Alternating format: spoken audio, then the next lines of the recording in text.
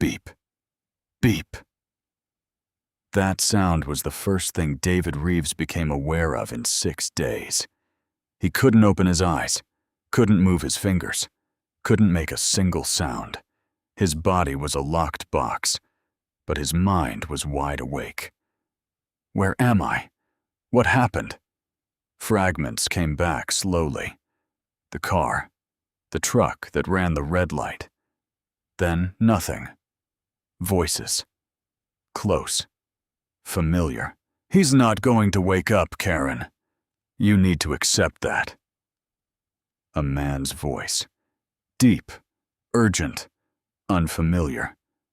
I know that, Richard. That's exactly why we're doing this now, before his idiot brother starts asking questions. Karen. His wife. David's mind screamed. Richard? Who's Richard? Footsteps.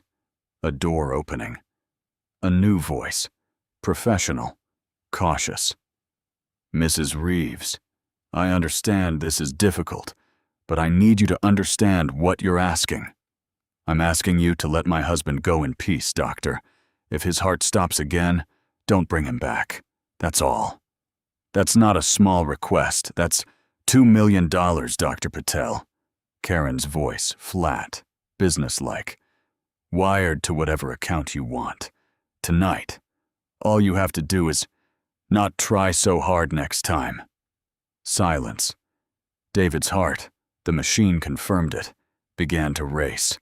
He prayed the monitor wouldn't give him away. Mrs. Reeves, I could lose my license. I could go to prison. You could also retire early on a beach somewhere. Your choice. A long pause, then footsteps leaving. The door clicked shut. Madison's voice now. His stepdaughter. 22, always polite to his face. Mom, do you think he actually took it? He didn't say no, did he? Doctors like that always come around. Give him a day. And if he doesn't? Then we find someone who will. David's insurance policy alone is $4 million. The business is worth another $6 million. I didn't marry a boring construction contractor for nothing, Madison. David lay frozen, every word a blade sinking deeper. What about Richard? Madison asked. Is he still? Richard's handling his side. Once the power of attorney papers are filed, it won't matter if David wakes up or not. He'll be declared incompetent either way. We control everything. Madison laughed. Soft. Ugly. You really thought this through? I've been thinking about this since the day I married him, Karen said. Now hand me my phone. I need to call Richard about tomorrow. The signature has to happen before David's brother flies in. The door opened again. A nurse, maybe.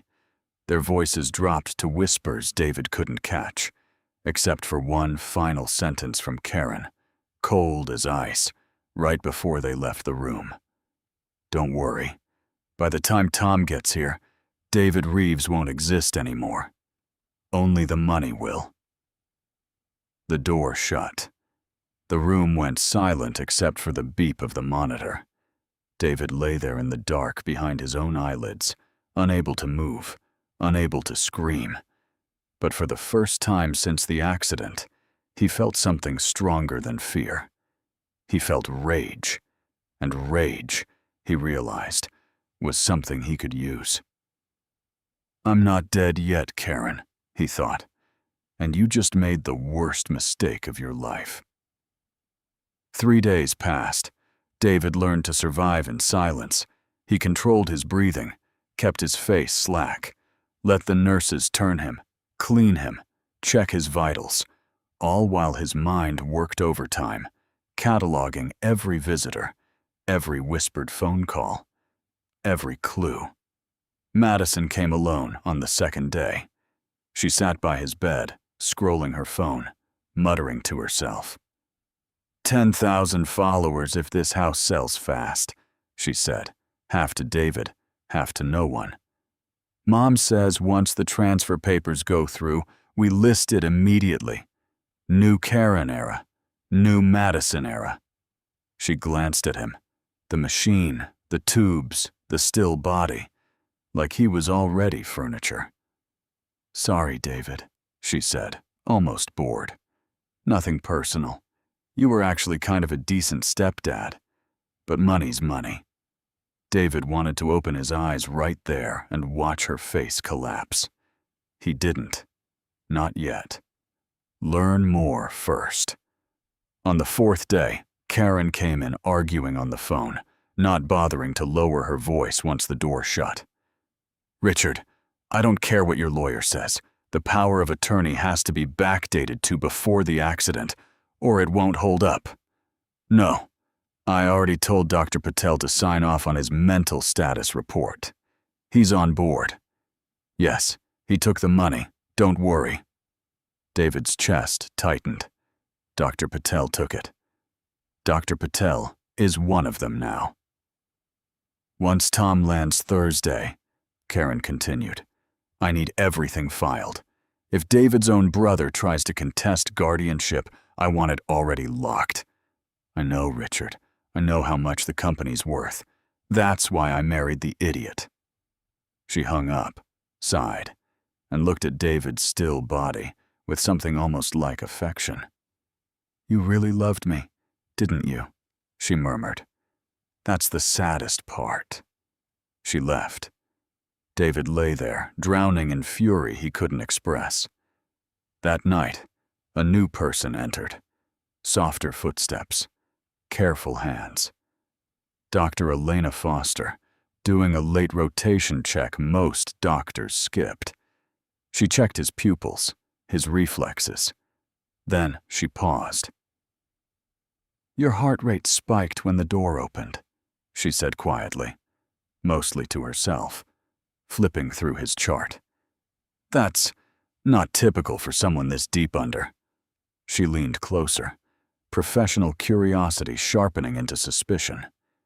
"Mr. Reeves, can you hear me?" David's mind raced. Trust her? Or stay silent? He thought of Dr. Patel. Bought. Owned. He thought of Karen's voice. "He took the money, don't worry." He couldn't take that risk with just anyone.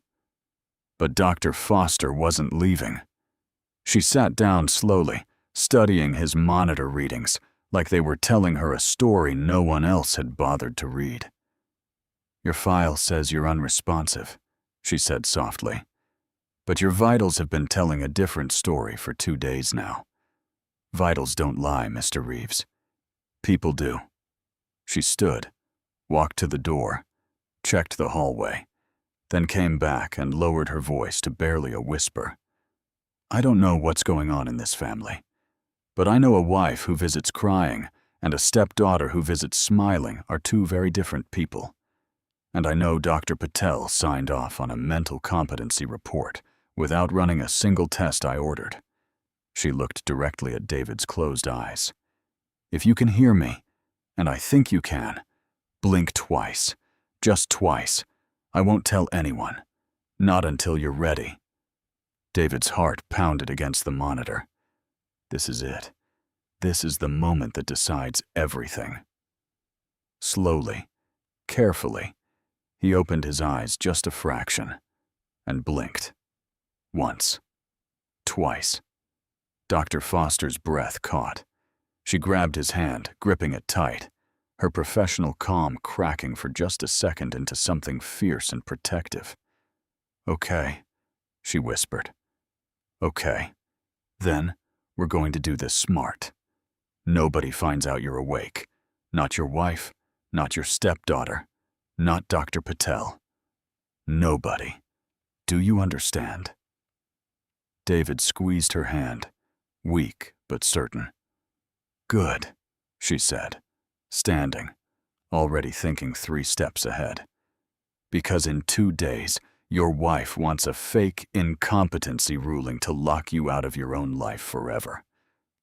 She moved to the door, then turned back. "Is there anyone you trust? Family who isn't in on this?" David blinked once. Yes, he thought of one name only. the one person Karen feared enough to rush her entire plan before he arrived. Tom. His brother was landing Thursday.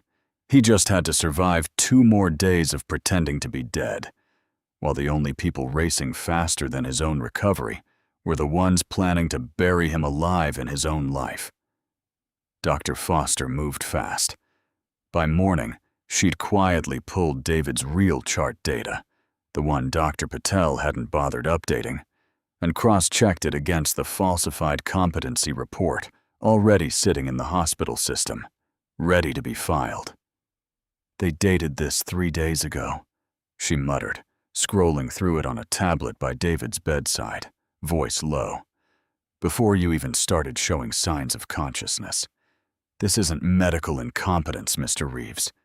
This is fraud. Pre-written." David couldn't speak yet, his throat too weak, vocal cords unused for a week, but his eyes tracked her every word now, sharp and alert. "I called your brother," Dr. Foster said. "Tom, right? Told him it was urgent. Needed him here early. He's catching a red-eye tonight instead of Thursday." David blinked once. "Good. I also want you to know," she added, quieter. "Dr. Patel's not on shift tonight, which means we have a window. If you can manage even a whisper by the time your brother lands, I want him to hear it from you directly, not from me. It'll matter more." Tom arrived at 2 a.m., exhausted, half panicked, still in his work jacket. Dr. Foster met him in the hallway before he could go near Karen, who was asleep in the family lounge down the hall. "Your brother is awake," she said without preamble. "He's been awake for 3 days. He heard everything." Tom's face went white. Everything about the accident, or everything like your sister-in-law offered a doctor $2 million to let him die and is filing fraudulent guardianship papers to steal his company before you could contest it." Tom didn't say a word. He just walked straight into David's room. The moment he saw his brother's eyes open, really open, aware, tracking him, Tom's composure cracked completely. He gripped David's hand, and for a second neither of them needed words. "I heard," David finally managed, voice a cracked whisper, each word costing him effort. "Karen, Richard, papers, Patel, all of it." Tom's jaw tightened. "Richard who?" "Don't know," David rasped. "Karen's business partner, rivals people. I want company." Tom sat down slowly, processing. "David, the company's worth $11 million now. If she gets guardianship, she gets everything," David finished. "Sign it away. To Richard." "We stop it," Tom said immediately. "Tonight. Right now, I call your lawyer." "No." David's grip tightened, surprising strength in it. "Not yet. Need proof. Real proof. Or she twists it. Says I'm confused. Brain damage. Patel backs her." Dr. Foster, standing in the doorway, nodded slowly. "He's right. Right now it's your word against a signed medical report from a licensed doctor. We need something undeniable." Tom looked between them. "What do you need?" David's eyes were steady now, the fog of the coma burning off into something colder, sharper. "Karen and Richard, talking, recorded, before the hearing." "How? Karen barely leaves the hospital lounge, and Richard hasn't shown his face here once." "He will," David said. Karen said, "Final signature day soon. He'll come." Dr. Foster stepped closer. "There's a hearing scheduled. 2 days from now. A court-appointed evaluator is coming to assess competency. Except Karen's already bribed the process. If Richard shows up beforehand to finalize details with her, we need eyes and ears in that room," Tom said, already pulling out his phone. David managed something close to a smile. Thin, humorless. Karen thinks I'm a vegetable. Let her keep thinking that. Tom looked at his brother, the man who, 6 days ago, he'd been told might never wake up, now lying there quietly plotting the downfall of his own wife. David, Tom said carefully, how long are you going to keep pretending? David's eyes drifted to the door, to the hallway where Karen was sleeping down the hall, playing grieving wife for anyone who walked by. Until she signs her own confession, he whispered, with her own mouth. Just then, Dr. Foster's phone buzzed. She read the message, and her expression shifted. That's hospital security, she said slowly. Karen just requested access to bring in an outside specialist tomorrow morning. Not on staff, not hospital approved. Tom frowned. Richard? Dr. Foster shook her head. No, a name I don't recognize. Dr. Alan Voss. Private practice. No hospital affiliation. David's blood ran cold. He remembered a fragment. Karen's voice on the phone days ago. A fake specialist. To declare me incompetent. That's their move, David rasped. Tomorrow. They're not waiting for the hearing. Tom stood up fast. Then we're not ready. We have to be, Dr. Foster said, already typing on her tablet, pulling up hospital security protocols. If this Dr. Voss walks in tomorrow and declares David incompetent based on a 5-minute fake evaluation, Karen doesn't need the court hearing at all. She'll have grounds to request emergency guardianship tonight. The room went silent except for the steady beep of the monitor, the same sound that had once meant David was barely alive. Now it just sounded like a countdown. Then tomorrow, David whispered, eyes hard. I stopped pretending. Morning came fast. David lay still, eyes closed, listening to Karen pace the room, phone pressed to her ear. Dr. Voss will be here at 9, she said. I need this done clean, Richard. 1 evaluation, 1 signature from him, and I file for emergency guardianship by noon. A pause. Then her voice sharpened. I don't care if it feels rushed. Tom's already here. If he gets a lawyer involved before I have guardianship locked, this whole thing falls apart. I am not losing $11 million because you got cold feet. She hung up. David heard her heels click toward the window, then back toward the bed. She stood over him. He could feel her presence, smell her perfume, the same one she'd worn on their wedding day. I really am sorry, David, she said softly, almost gently. You were sweet. Boring, but sweet. Wrong place, wrong time, wrong truck. She left.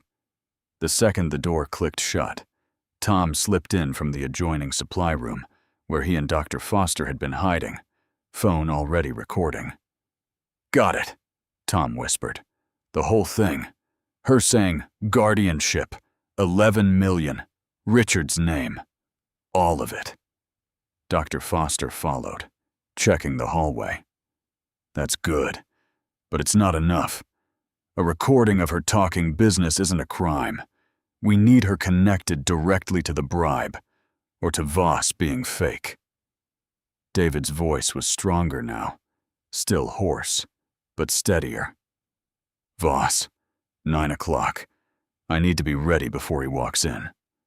Ready how? Tom asked. You can barely sit up. David's eyes were fierce.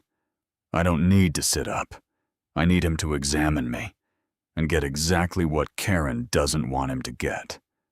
Dr. Foster understood first. You want to respond during the evaluation. Show clear cognition in front of a witness Karen brought herself. If Voss is legitimate, David said slowly, He'll be forced to document that I'm aware. If he's fake, if he lies in his report anyway, that's fraud, on record, with you two as witnesses." Tom shook his head, half amazed, half terrified. "You're betting your entire company on a guy Karen paid to lie." "I'm betting," David said, "that even paid liars don't want to go to prison for it." At 9 sharp, the door opened. A man in a gray suit walked in, carrying a leather folder. Dr. Alan Voss. Karen followed behind him, all soft eyes and trembling hands, playing the devastated wife beautifully. "Doctor, thank you for coming so quickly," she said. "It's been so hard, watching him like this." Voss barely glanced at David. "I understand. Let's make this quick." He flipped open his folder, and David saw it, just for a second, angled toward the window. A form, already signed, already dated, filled out before he'd even entered the room. Tom, watching from the doorway crack, saw it too. Voss leaned over David's bed, shining a penlight carelessly across his eyes, without even checking pupil response properly. "Consistent with persistent unresponsive state," he muttered, already writing. David's eyes opened fully. Voss froze. "Pupils tracking normally," David said, voice raspy but clear as day. "Heart rate stable. Cognition intact. You want to write that down, doctor? Or is the form already finished?" Karen's face went the color of ash. "David?" she whispered. Voss stumbled back, folder slipping from his hands, papers scattering. The pre-signed, pre-dated incompetency report spilling across the floor for everyone to see. "You," Karen turned on Voss. "You said this would be simple." "Mrs. Reeves, he's talking. I can hear both of you," David said, sitting up slightly, Tom rushing to steady him from behind. Dr. Foster already at the door, blocking any quick exit. "Every word. For 6 days. Karen's composure shattered completely. "David, this isn't what it looks like. I was scared. I didn't know what else to—" $2 million, Karen," David said quietly. "To Dr. Patel. To stop reviving me. I heard that too." The room went dead silent. Karen's eyes darted to the door, to Voss, to the scattered papers, calculating, always calculating, even now. "You have no proof," she said finally, voice hardening. "It's your word against everyone's. You were in a coma, confused, traumatized. No judge will believe." Tom held up his phone, screen still recording. "Actually," he said quietly, "we've got about 6 minutes of you talking to Richard about $11 million and emergency guardianship. Want to hear it back?" Karen's face was drained of all colors. And in that moment, David realized the papers on the floor, the recording in Tom's hand, Voss's terrified expression. None of it was even the real trap. Because Karen, in her panic, reached for her phone and did exactly what David knew she would. She called Richard, right there, in front of all of them. "Richard, it's blown. He's awake. He knows," she hissed into the phone, forgetting, for one fatal second, that everyone in the room could hear every word. David closed his eyes for just a moment, almost relieved. She just confessed everything. On her own. When he opened them again, he looked straight at Karen, and for the first time since waking up, he let himself smile. "Hang up, Karen," he said calmly. "Court date's in 2 days. Save something for the judge." Karen didn't hang up. She stared at David, phone still pressed to her ear, Richard's panicked voice leaking through the speaker. "Karen? Karen? What's happening?" until Dr. Foster gently but firmly took the phone from her shaking hand and ended the call herself. "Security's already on their way," Dr. Foster said calmly, nodding toward the door. "Along with hospital administration. Falsifying a psychiatric evaluation is a felony, Dr. Voss. I'd start thinking about becoming a lawyer." Voss, pale and sweating, scrambled to gather his scattered papers off the floor like they might still save him. "I was told, Mrs. Reeves said this was routine, a formality. I didn't know about any bribe." "Save it for the medical board," Dr. Foster said flatly. Karen turned back to David, her voice cracking. But David had heard enough performances from her this week to know real fear from theater. "David, please," she said, stepping closer, tears welling right on cue. "You have to understand. The business was struggling. We were drowning in loans you never told me about. I panicked. I never meant for it to go this far." "Struggling?" David's voice was quiet, but it cut through the room like a blade. "The company posted its best quarter in June. 11 million in assets, Karen. You said the number yourself, to Richard, an hour ago." Karen's mouth opened, then closed. No answer came. "You didn't panic," David continued. "You planned. The forged power of attorney.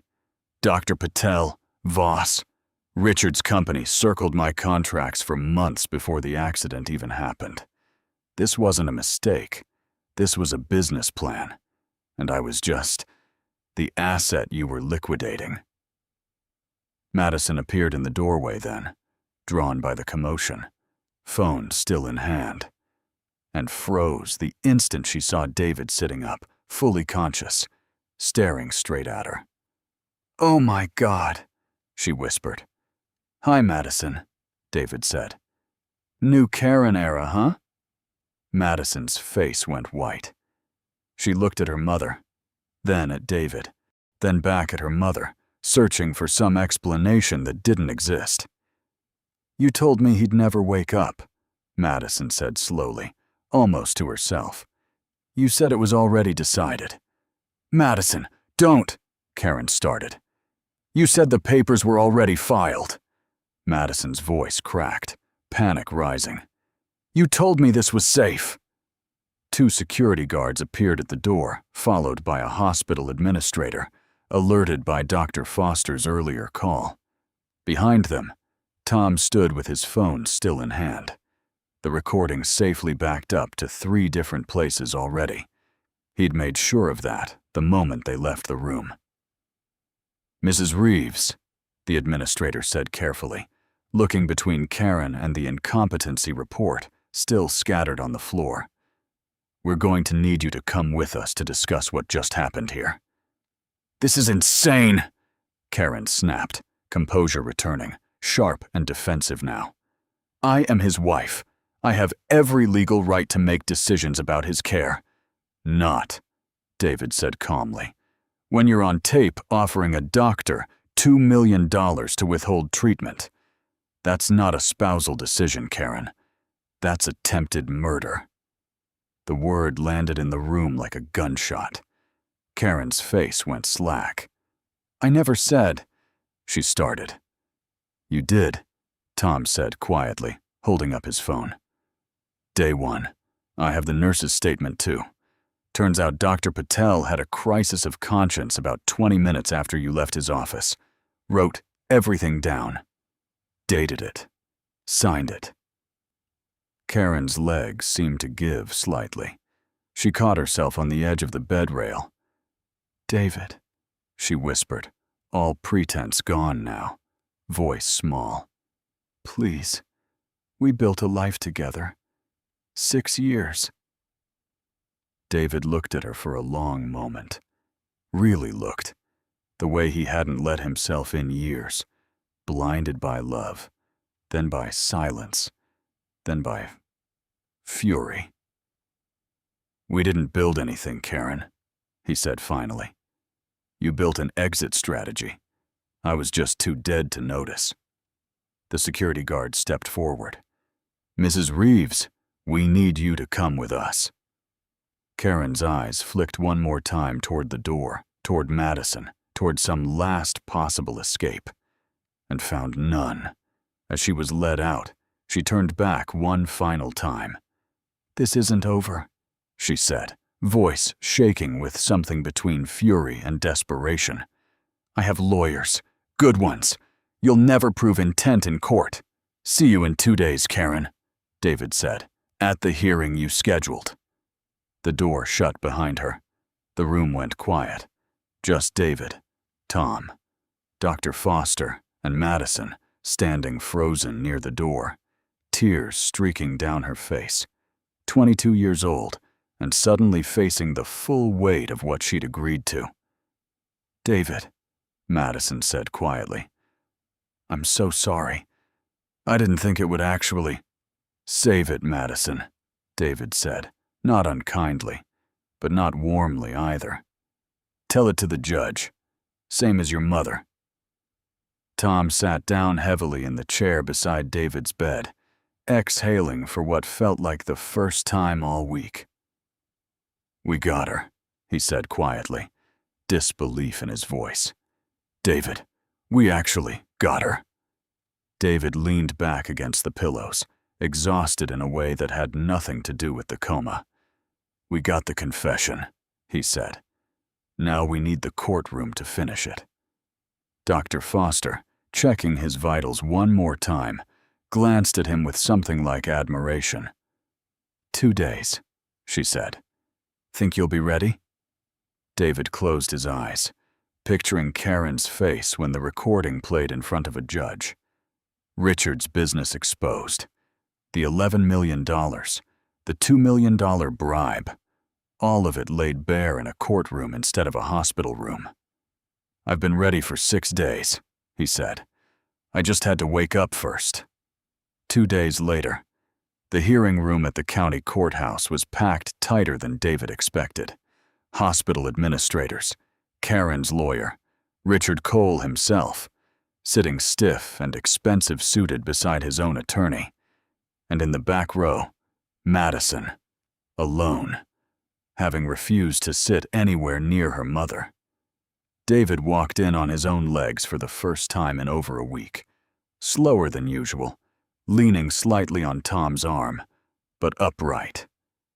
The sight of him alive and walking made Karen's lawyer visibly falter, mid-sentence. Judge Alvarez called the room to order. "This is a hearing to determine legal competency and guardianship status for Mr. David Reeves. Mrs. Reeves's counsel has filed for emergency guardianship on grounds of incapacitation." Karen's lawyer stood, smooth and confident. "Your Honor, my client acted out of love and concern for her husband during an extremely traumatic—" "Your Honor," David's lawyer interrupted, standing. "We'd like to submit Exhibit A." Tom's recording played through the courtroom speakers. Karen's voice, crisp and unmistakable, filled the room. "I don't care if it feels rushed. $11 million. Emergency guardianship by noon." Gasps rippled through the gallery. Karen's lawyer's confident posture cracked. Then the second recording, Dr. Patel's written statement, read aloud by David's attorney, detailing the $2 million offer, word for word, dated and notarized the same night it happened. Richard Cole's attorney leaned over and whispered something urgent in his client's ear. Richard's face had gone rigid. "Your Honor," David's lawyer continued, "we also have documentation showing Mr. Cole's company, Coleridge Development, submitted competing bids on 3 of Mr. Reeves's active contracts in the 2 weeks following his accident, contracts that would have defaulted to Coleridge automatically had guardianship been granted and the company liquidated." Richard stood abruptly. "This is a private business matter, Your Honor, completely unrelated." "Then perhaps you can explain," David's attorney said calmly, "why your name appears 14 times in a recorded conversation about falsifying a medical incompetency report." Richard sat back down. He didn't have an answer. Judge Alvarez turned to Dr. Voss's report, still sitting in evidence, alongside the hospital administration's own internal findings. Voss had already lost his license pending investigation, and had, in a panic, given a full statement implicating both Karen and Richard in exchange for leniency.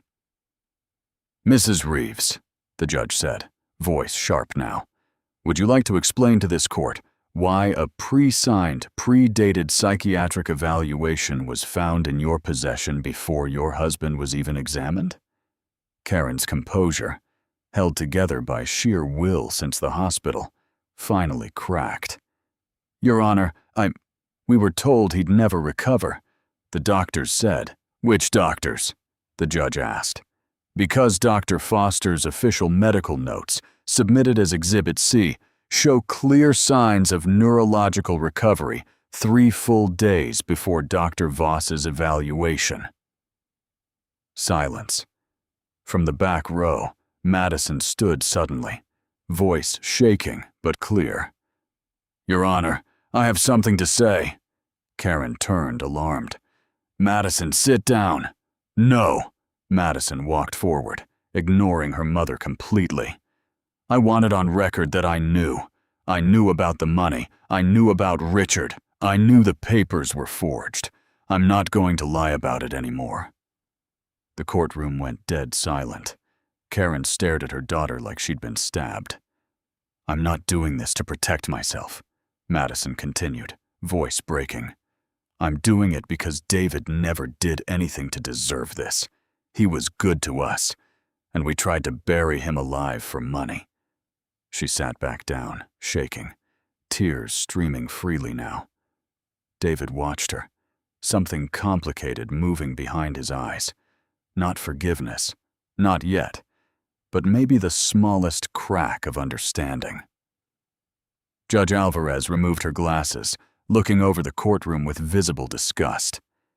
"Given the evidence presented today, this court finds overwhelming grounds to deny the guardianship petition in full," she said. "Furthermore, I am referring this case to the District Attorney's Office for criminal investigation. Attempted fraud, conspiracy, and potential charges related to solicitation of medical malpractice, resulting in intended harm." Karen's lawyer stood immediately. "Your Honor, my client will have ample opportunity to defend herself in criminal court," the judge said flatly. "This hearing is concluded."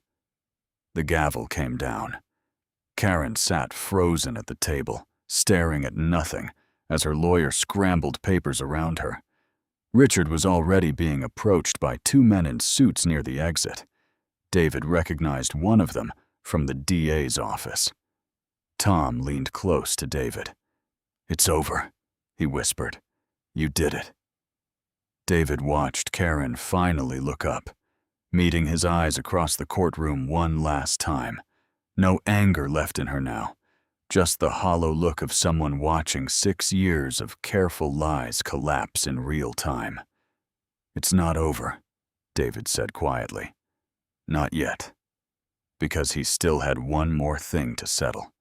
The company itself, still legally entangled with Karen's name on certain accounts.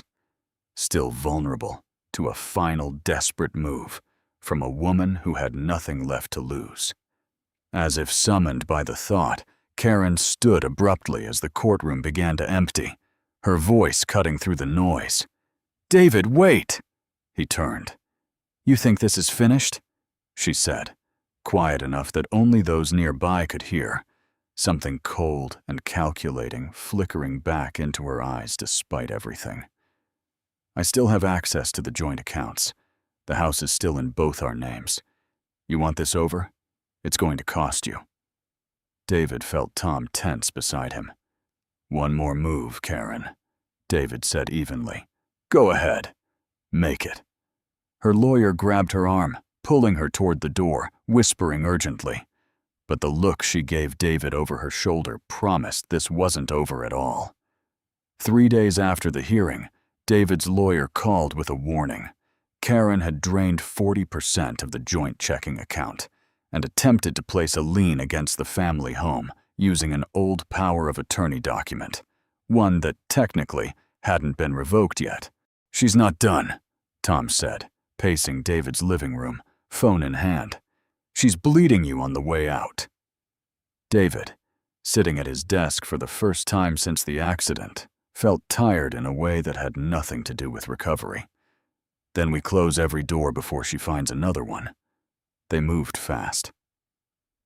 David's lawyer filed emergency asset freezes on every joint account within the hour. The old power of attorney, the one Karen had tried to use, was formally revoked and entered into the criminal case file as further evidence of premeditation, another nail in a coffin she'd built herself. Richard, meanwhile, had already been dropped by his own company's board once news of the fraud investigation broke publicly.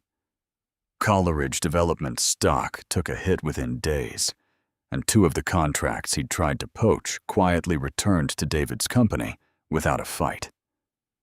Dr. Patel lost his medical license permanently and faced separate criminal charges for the attempted bribe. Dr. Voss, in exchange for his full cooperation, avoided prison, but lost his practice for good.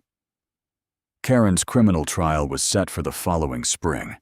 Attempted fraud, conspiracy, and solicitation charges, serious enough that even her lawyer, in a private call to David's counsel, admitted a plea deal was likely. Madison reached out once, a single text message, 2 weeks after the hearing. "I know you probably never want to hear from me again. I just wanted to say I'm getting a lawyer of my own, separate from Mom's. I'm testifying against her and Richard both. I don't expect forgiveness. I just wanted you to know I meant what I said in court." David read it twice, didn't reply immediately. Some wounds needed more than 2 weeks. On a quiet Thursday evening, David sat on the back porch of the house, soon to be his alone, once the divorce was finalized.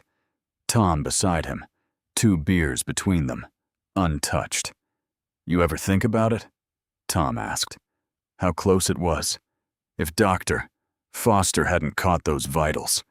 "I think about it every day," David admitted. $2 million. That's what 6 years of marriage was worth to her. "You going to be okay?" Tom asked, quieter now. David looked out at the yard, the same yard where he and Karen had hosted a barbecue just 2 months before the accident, where she'd laughed at his jokes, kissed him in front of their friends, seemed for all the world like a woman who loved her husband. "I survived a coma," David said finally. "I survived my own family trying to bury me for money. I think I can survive being alone for a while." Tom clinked his beer bottle against David's. "You're not alone. You've got me. And apparently a doctor who might actually be a superhero." David allowed himself a small, real smile. The first one in weeks that wasn't strategic, wasn't performance, wasn't survival. "Yeah," he said. "I've got that." His phone buzzed on the table between them. A text from Dr. Foster. "Case officially closed on the medical board investigation. Patel's license revoked permanently. Also, how are you feeling? And don't say fine. I know a bad liar when I see one." David laughed, actually laughed, for what felt like the first time in a month. "She's not wrong," Tom said, reading over his shoulder. David typed back, tired, angry, relieved. All at once. "Thank you for everything." Her reply came fast. "That's what doctors are for." "Well, usually not this much of it. Get some real rest, David. You earned it." He set the phone down, looking out at the darkening yard, at the life he was going to rebuild from scratch. Smaller now, maybe, but honest. Real. His. Karen had been right about one thing all those weeks ago, whispered in a hospital room she thought he couldn't hear. By the time Tom gets here, David Reeves won't exist anymore. She just hadn't understood which David Reeves she meant. The old one, trusting, blind, easy to fool, really was gone. But the one who remained was stronger, sharper, awake in every sense of the word for the first time in years. And this time, nobody was going to catch him sleeping.